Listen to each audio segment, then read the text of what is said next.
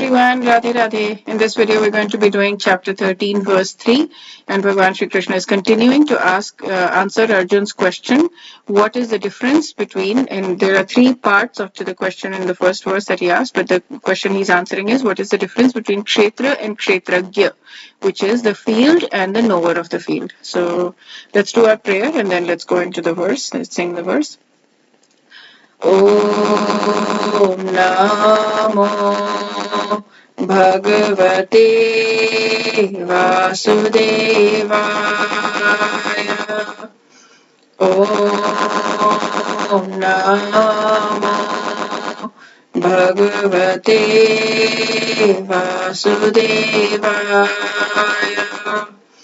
Om Namo Bhagavate Vasudevaya. Dear Krishna, please help us understand this verse in the deepest way possible, in the best way possible. Thank you for giving us this verse. Thank you for giving us your words. Thank you for giving us such easy access to it. Thank you for giving us these commentaries by these amazing people who really help us understand them in a deeper way. And thank you for being there for us every step of the way, for holding our hand step by step and bringing us closer to you through these words, through these verses. Please help us get as close to you as we can possibly get. Okay, let's sing the verse together.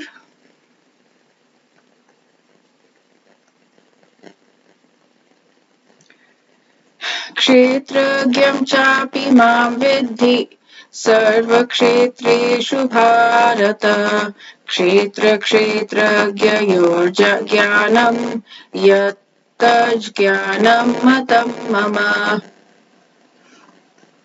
O scion of Bharat, you should understand that I am also the knower in all bodies, and to understand this body and its knower is called knowledge. This is my opinion. Okay, so this is what he is now distinguishing between is the knower. So it's the knower of my body. So I am the knower of my body, and the super soul is the knower of all bodies. So he's talking about the super soul is the plenary expansion of God. I am the knower. I'm also the knower, not just the individual, but I'm not the individual knower. I'm the super knower. I'm present in every body as Paramatma or the super soul. So he is distinguishing between Atma and Paramatma, and what he's saying, there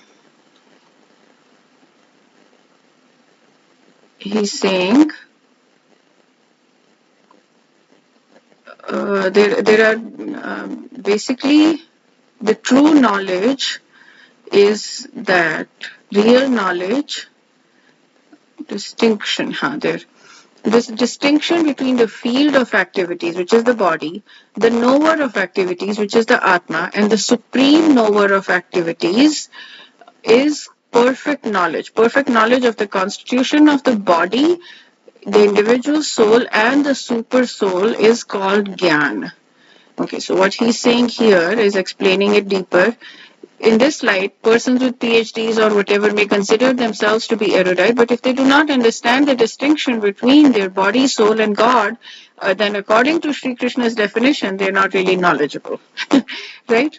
This is what knowledge is, when you know the distinction between the body, the soul, and the super soul. So, by explaining these distinctions, Sri Krishna establishes the position of the three entities vis-a-vis each other, the body, the soul, and the super soul. So he goes into further, basically similar concepts in here. One should not confuse the three in one with the painter, the painting, and the easel. This material world is nature, enjoyer of nature is the living entity, and supreme controller is is God. Okay, so that's it for this verse. We'll do chapter 13, verse 4 in the next video. Wish you a day filled with tons and tons and tons of spiritual growth. Radhe Radhe.